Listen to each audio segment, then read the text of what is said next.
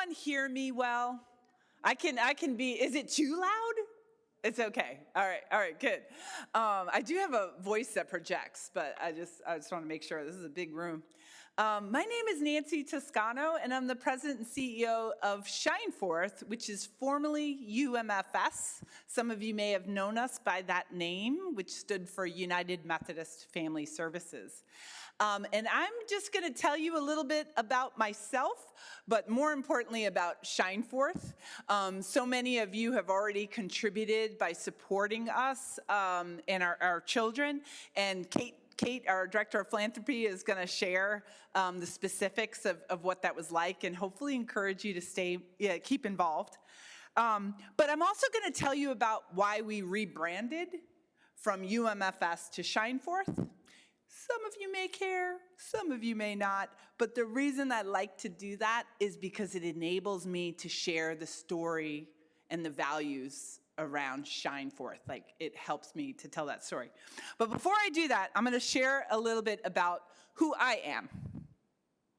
And I'm going to call my parents into this room. They're passed on. But I am the daughter of Patricia and Fred Frank. And I'm the 7th of 11 children. And I have very, very loving parents, so loving that they took in 2 cousins who were in a bad spot, and they grew up as my siblings. But they were also the type who were parents to a lot of other neighborhood kids. It was just the kind of household we have. We did not have a lot. We were in a 1,500 square foot. Do the math on what that must have looked like for all of us. But it was an open door policy for sure. And my dad had a nickname for every single one of them. And if he knew you and loved you, he'd have a nickname for you, no doubt. But I had the same nickname. He never called me anything but this nickname. I used to try to hide it, but there was no hiding it, right? So it didn't matter at a prom date, he was going to call me that. Didn't matter, whatever. Wherever I was, he was going to call me this. Since the day I was born, I'm told. But it was Nancy Cabancy. That was my name, Nancy Cabancy. The only thing he ever called me. Even when he was mad, he didn't say Nancy Aunt Marie. He said Nancy Cabancy, whatever it was. It was always Nancy Cabancy. And he was the type who you wanted to share your happy news with first, right? He just had dad bragging rights. It could be little stuff or it could be big stuff, didn't matter. So one of the big accomplishments that I had in my 40s, he was the first person I wanted to share this with. And I got my PhD. So I'm a therapist by training, and then I got my PhD. So I called my dad, first person I called to say, I did it. Took me twice as long as I thought, but I did it. And from that day forward, he called me Dr. Nancy Cabancy. And he did that for the rest of his life. And the reason I'm telling you that story is related to Shineforth, because in my doctoral studies, I learned a lot about what works for kids who have had trauma. And the thing that shows the best outcomes for kids who have been in foster care, who have had challenges in their life, who didn't have family members, is that they had someone.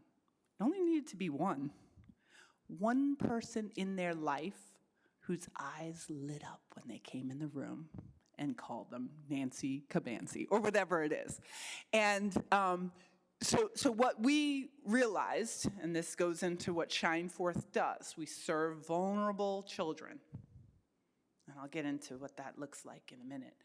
But we want to make sure that every child has someone where there's an adult's eyes light up when they enter the room. And that sounds easier said than done. It's not just about adoption. It's about starting to trust other humans again. So just because someone says, I'll adopt you, or I'll be there for you, doesn't mean the kid is going to say, oh, okay, I trust you, because they've had a history where there wasn't that trust. and that's where you come in. It's a series of kindnesses from other adults who don't need to do this, but just choose to, that allows that child to accept that unconditional love when it finally shows up. So our work, hey, what a cool job I have.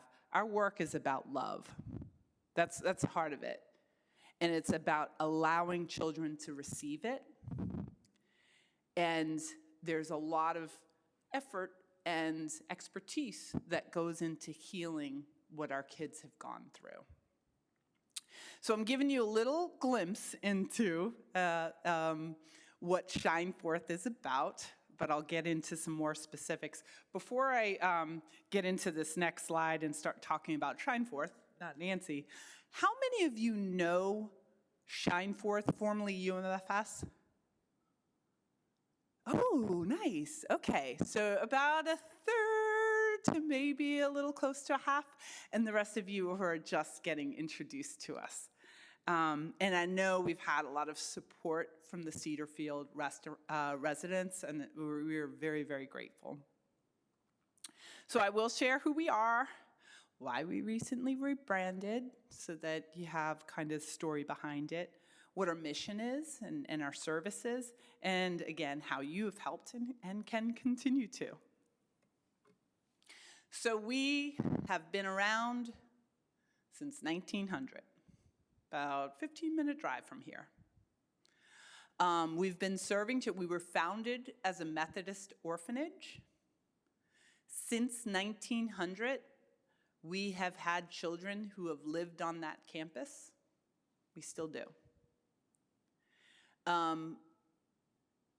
It looks different. There's no orphanages anymore. But we do have children who have had lots and lots of challenges, not because they did anything wrong themselves, but they have had challenges in their lives that caused them to have trauma, and we need to help heal them and then get them in the family and off their merry way. We have grown beyond just that residential facility to 8 locations throughout Virginia. We have 350 staff. We have 1,300 volunteers every year who all make up this environment, this community that helps kids thrive. We serve 10,000 children every year, some very intensely and some with smaller touch points. I won't name all 12 programs, but I'll just share a few so you kind of get the feel of us. So I mentioned the kids who live there, for which we're providing therapy and psychiatry and nursing and teaching and all those kind of services to help them get to the heart. If there is a family involved, then often they're broken. So we're doing the work with the family. That's very important. If they do not have a family, then we're looking for one right out of the jump. So we have a foster care and adoption program. It's probably the largest private foster and adoption program in the state, I think. We also provide specialized education for kids who are not succeeding in regular mainstream school. Again, not because they did anything wrong. I feel like I have to keep saying that sometimes, maybe not to this group, but other groups, because they have had challenges in their life that has dimmed their light from within that we want to help bring forward. Unfortunately, Virginia is second to last in the country for kids who age out of the foster care system without a permanent family. My child is 22 years old. Earlier, about 9 o'clock, he was applying for a job, and he called and said, "Mom, what's my social security number? Mom, he's 22, right? When kids are 18, they may technically be adults, but do we know? You know, I know, we know. They ain't ready to be all lifted on their own. They're often having family members who are helping them through. And so we know that when kids have not been adopted and they turn 18 and they're technically an adult, they still need us. So that's where our troop of volunteers and our staff rally around that group to be a community and support them. We also serve kids who are unaccompanied minors who are looking to be connected back with their family. So that's another service. Several more, but you get the idea of who we serve. Our mission is to be the unwavering champion for children. That's how we see ourselves. And our vision is to strengthen humanity one child at a time. Okay, so we're rebranding. If you didn't know us as UMFS, okay, shine forth it is. But if you did, you may wonder why we moved to that rename. The truth is, we wanted to change our name for about 10 years. But we wanted to make sure that those who have supported us for so long didn't misinterpret why we were changing it. Namely, our wonderful Methodist partners. That's who we were founded by, and we had a lot of church involvement from them. But we didn't want them to feel. So there was a lot of involvement from our churches as we went through this name change, and we got to a place, and I'll tell you why, what were our pain points, but why we chose the name Shine Forth, and hopefully you'll learn a little bit more about us. So our goal was to find a name that would better reflect who we are today and the impact we make. There was confusion around who we serve and those that we impact. So when I went to a meeting, I would say, "Hi, my name is Nancy Toscano. I'm the CEO of UMFS, United Methodist Family Services." No, you don't have to be Methodist to work here or be served here. We serve children. It was a lot of run-up to get to the point to say what we do. And we are proud of our Methodist heritage, but it's not defining who we serve or who works there. And that was confusing people. Or how we're funded. We're not funded by the church. That was the other point of confusion. So we went through a process. We didn't know whether we should or not. So we hired a company to help us learn whether it was a good idea or not. And they weren't vetted on, they didn't care either way, what the outcome was. But what they learned was that there was a lot of these kind of statements. What does UMFS stand for? It could be a law firm, it could be a church, like we didn't know. Some people saying UMFS couldn't be less descriptive. We hear this a lot, don't we, Kate? I lived in Richmond my whole life and I didn't know it existed. We've been here for 126 years in Richmond City, and a lot of people didn't know about us, including our neighbors. And then we often heard the organization with the billboard. If you ever saw Superman had foster parents, that's our billboard. So people knew that more than they knew our organization. So we knew we had some challenges. And then the last one that wasn't in the survey, you know how my dad had a nickname, Nancy Cabancy? So people had a nickname for us, and it was Umphus, which we didn't love. It didn't inspire very much. What did inspire us, the group that came together to rename, were things around light. When we talk about our kids have this light within them that we want to shine brightly on this world. And so our partners kept hearing us talk about light, light. We want our kids to feel light, to shine their light forward. And they were picking up on that. And so when you think about shine forth, it has a literal meaning, to emit light and radiance. Illuminate, flourish, succeed. These are all positive, empowering words we want associated with our kids. Figuratively, it signifies standing out or becoming prominent or noticeable impact. We want that too. It was important for us to have a spiritual significance too, but not necessarily only related to Methodism. We wanted spiritual connection. And so shine forth represents the concept of reflecting light or virtue. The Hebrew word yafa translates to shine forth. And then there's a contemporary kind of interpretation, which relates to personal growth and purpose, not just for the kids, but also the community that supports these kids.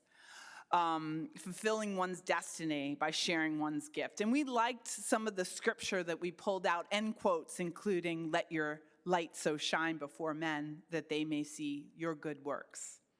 These were all started to feel the depth of our work reflected in a term. And that's when we started to really lean in and get excited about it. So for those of you who know this, some of this will look familiar, but I wanted you to have at least a little taste of what it feels like on our one campus in Richmond. So hopefully this will work. A video that was created by one of our staff.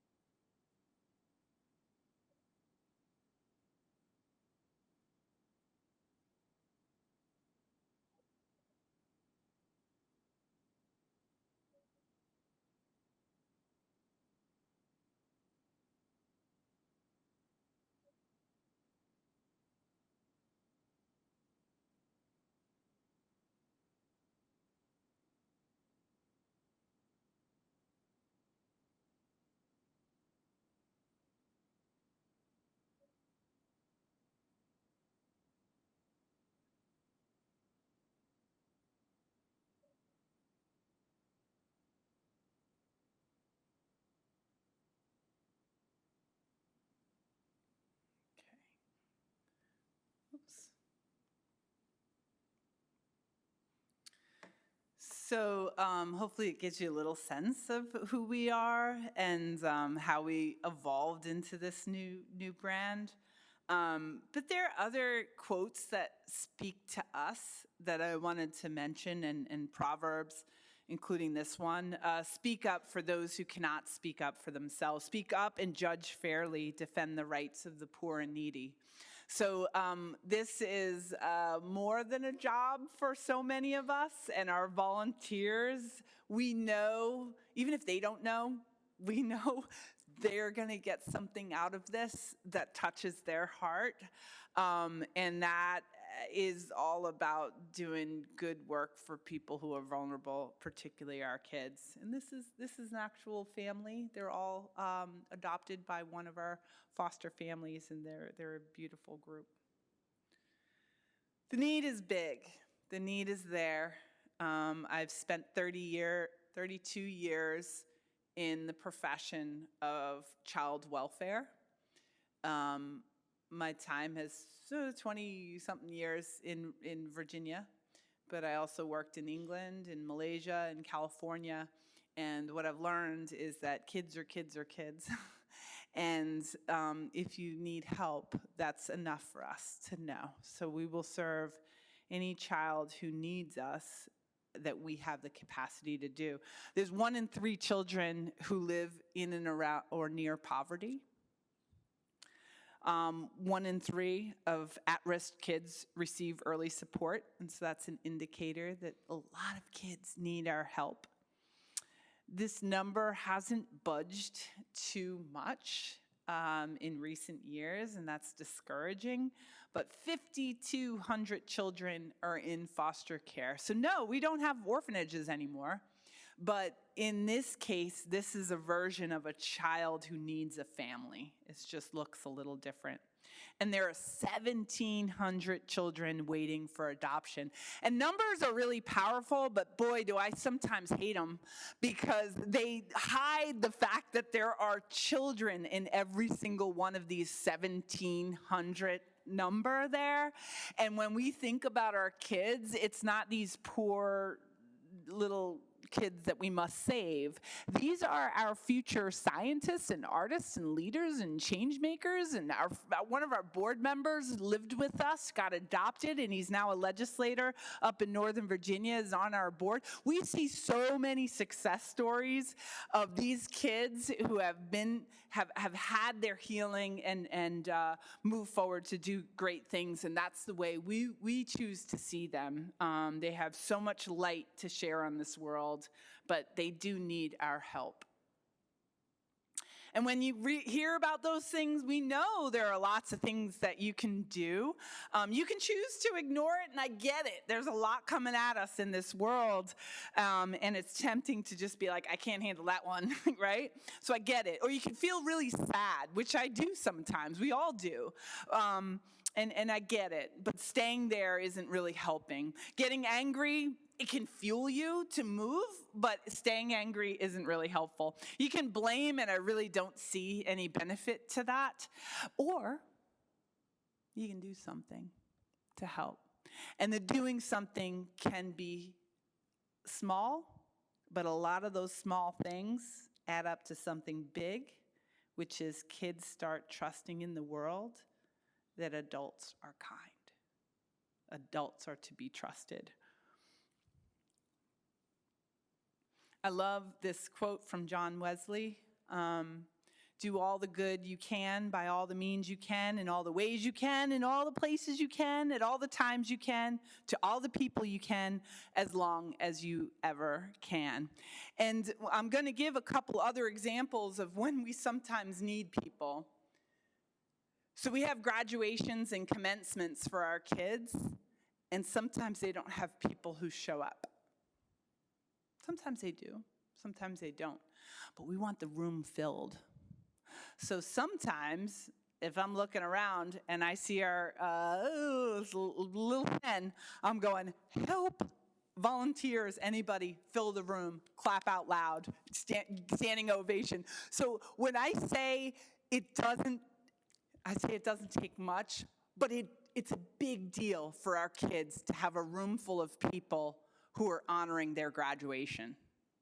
So that's a simple way for you to see what we get to see, which is these amazing kids who have had a lot of misfortune placed on them succeed and shine, and we should be standing and clapping for them. And so sometimes it's that, and maybe sometimes like when I'm talking to a group, I'm like, I'm probably talking to a single person who's going to decide to do something that's going to help change the trajectory of a child's life. So maybe that's you. I don't know. But that's what we need. I need to be out here talking and encouraging people to help and support our kids. Because it does change things.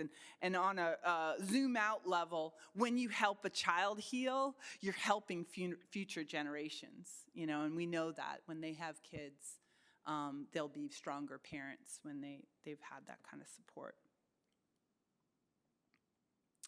So the last thing I'll say, and then I'm going to turn it to Kate, who is going to share a little bit about what you have done for our kids already, and then just share a little bit about if you wanted to be more involved, how that could happen.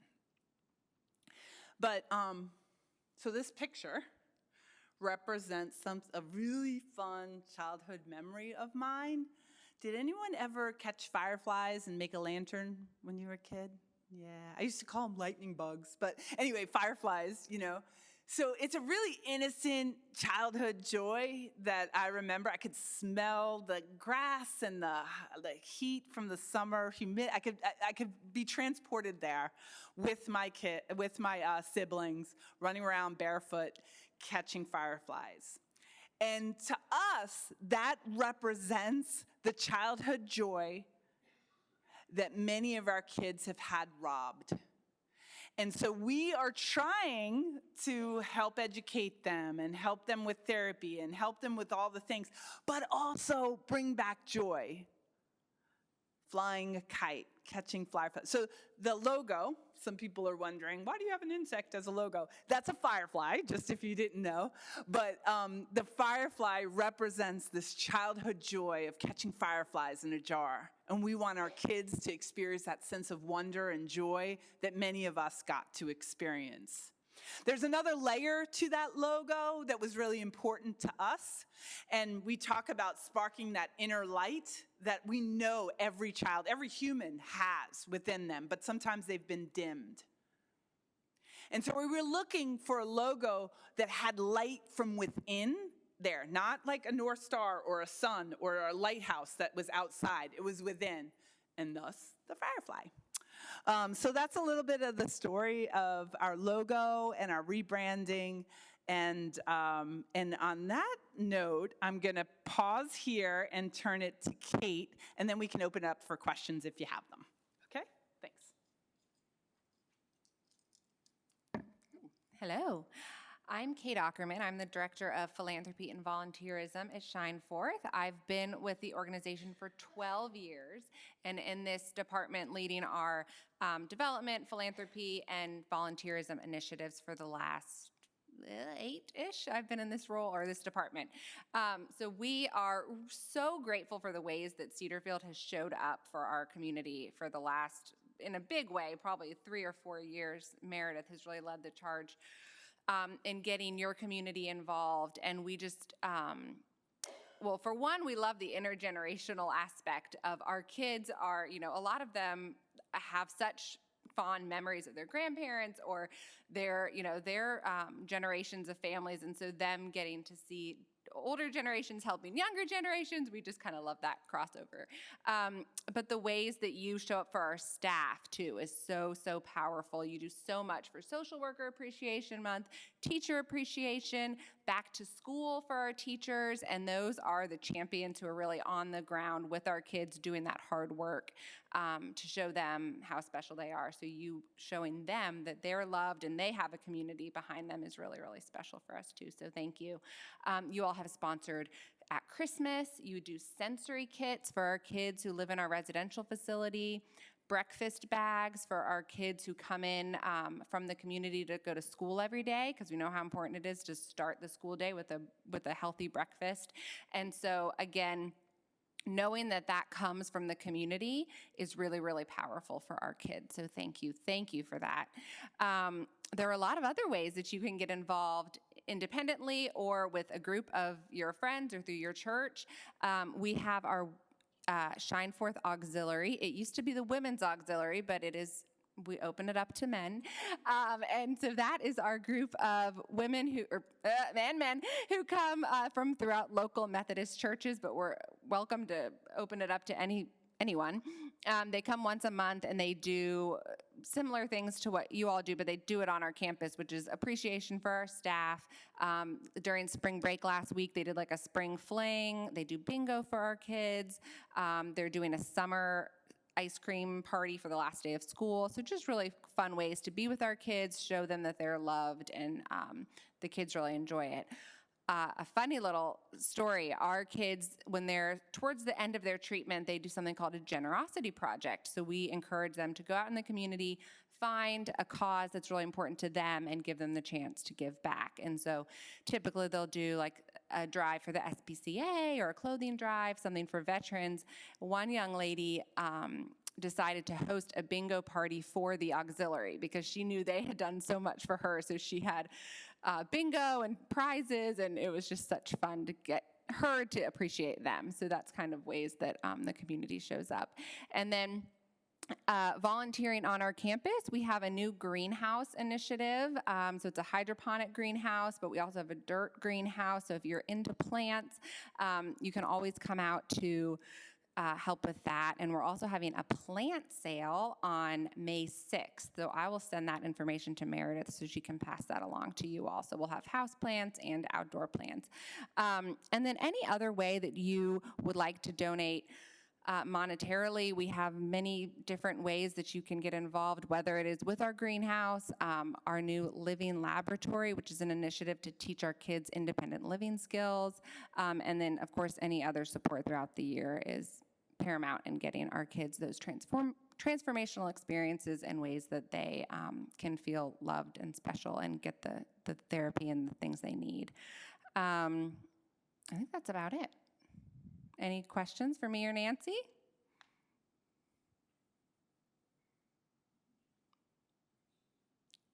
Yeah.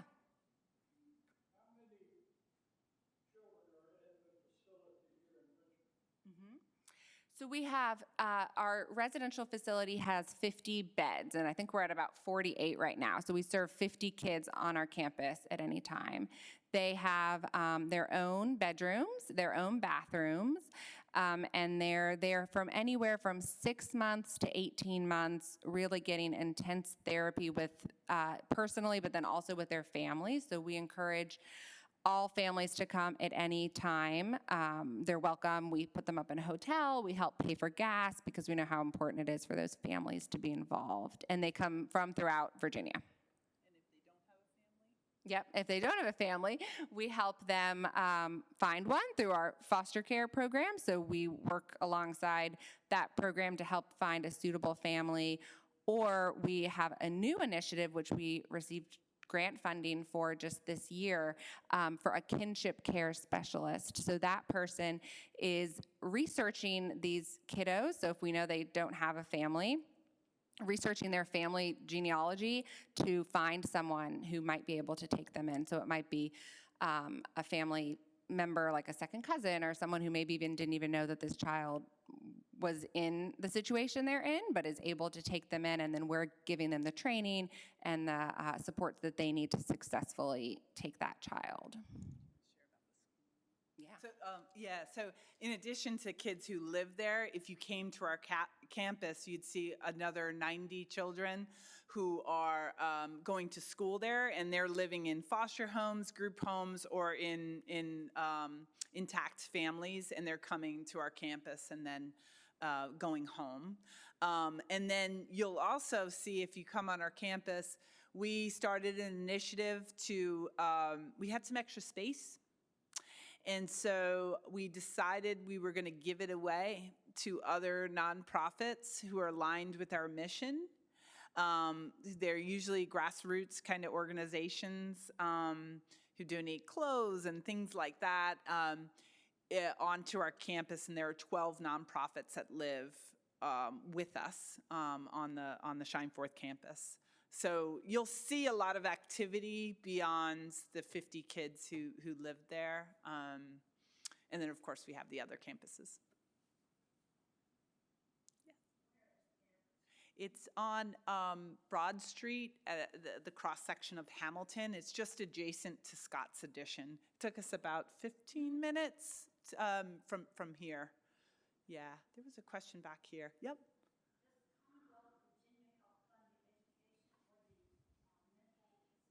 Yeah, great question. So some of our funding comes from grant funding, philanthropy, but then we have some we call fee-for-service type services. And when a school says that they cannot serve this child, then they are obligated to pay a tuition to us so that we can serve that child. And so that's how that funding works.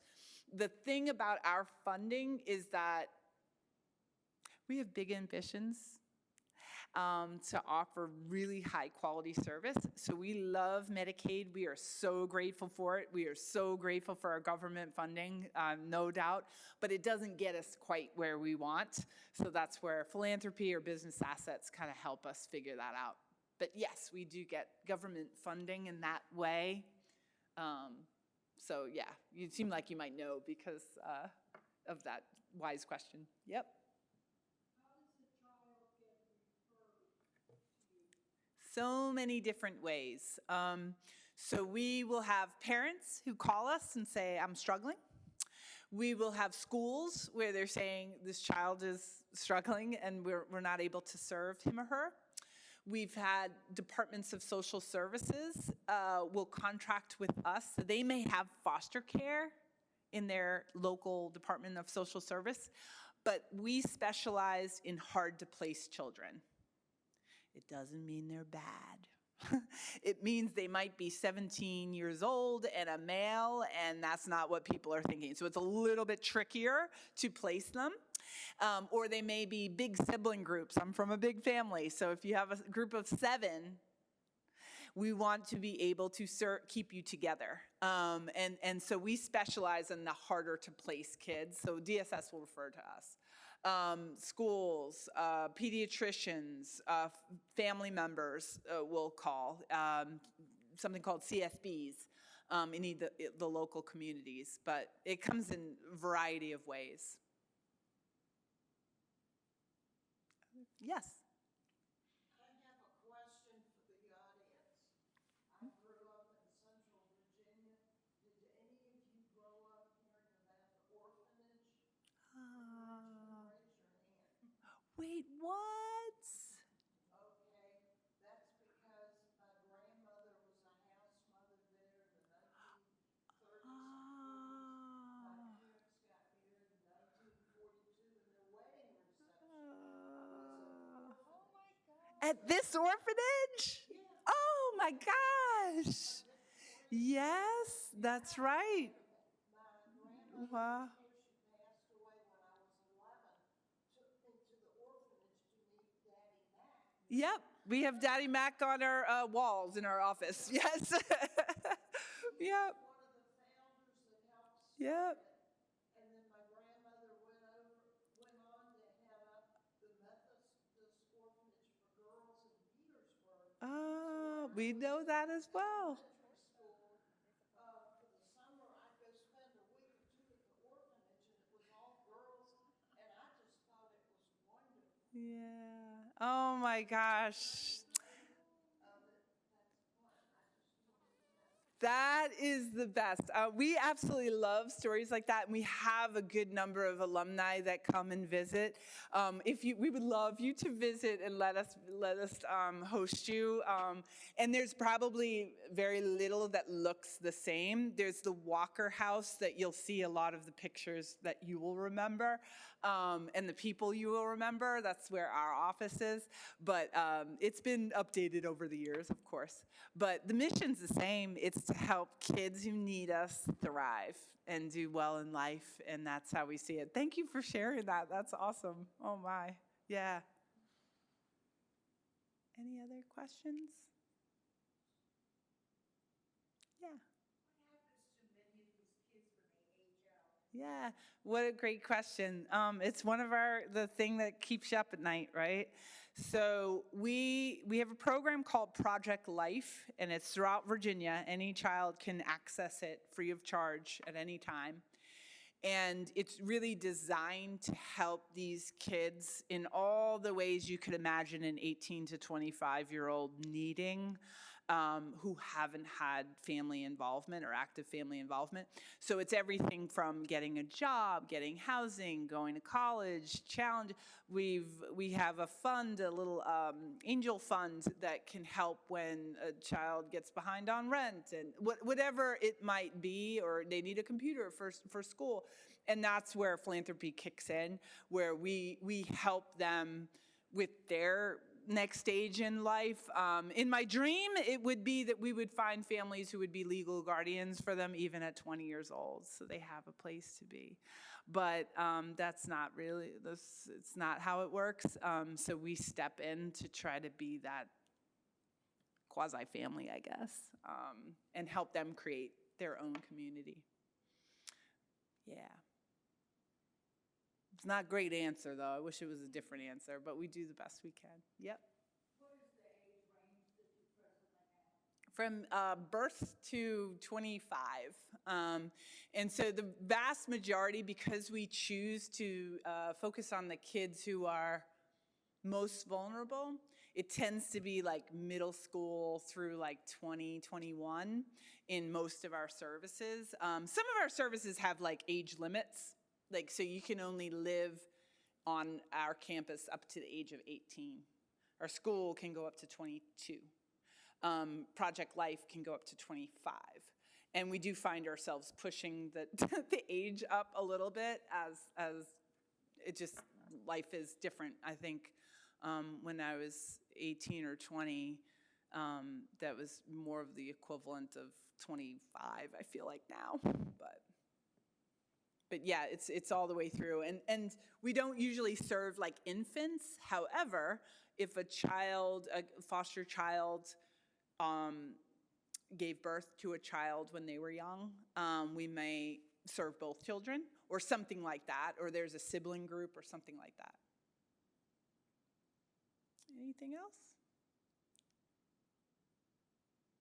We are really grateful that you took the time to listen to us. This is very heartening to us and inspiring that you showed up in your busy days to come and listen to us. And we also just want to say thank you for all the support. And thank you for sharing that story. That just made me smile. Really awesome. Thanks. And thank you, Meredith.